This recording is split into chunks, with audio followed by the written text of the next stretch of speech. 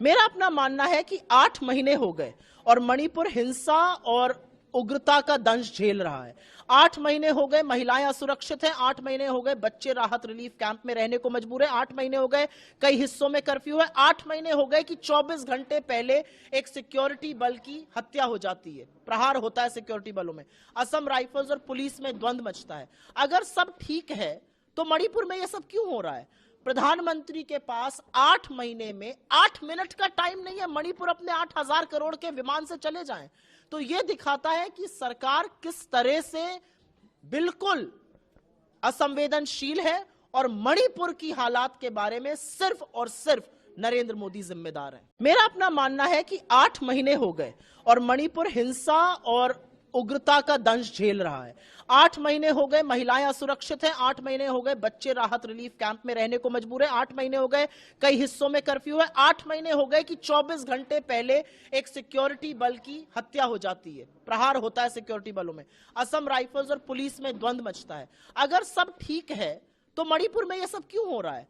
प्रधानमंत्री के पास 8 महीने में 8 मिनट का टाइम नहीं है, मणिपुर अपने 8,000 करोड़ के विमान से चले जाएं। तो यह दिखाता है कि सरकार किस तरह से बिल्कुल असंवेदनशील है और मणिपुर की हालात के बारे में सिर्फ और सिर्फ नरेंद्र मोदी जिम्मेदार है। मेरा अपना मानना है कि 8 महीने हो गए और मणिपुर हिंसा और उग्रता का दंश झेल रहा है।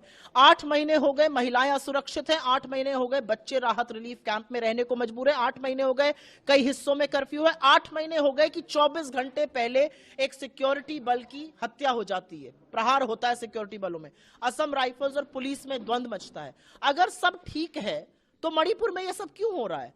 प्रधानमंत्री के पास 8 महीने में 8 मिनट का टाइम नहीं है, मणिपुर अपने 8,000 करोड़ के विमान से चले जाएं।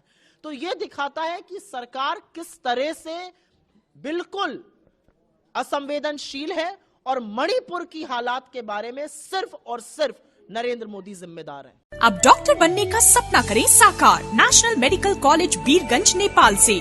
National Medical College, Birganj, Nepal, accredited by IAO and affiliated with worldwide recognized Tribhuvan University, listed in WHO.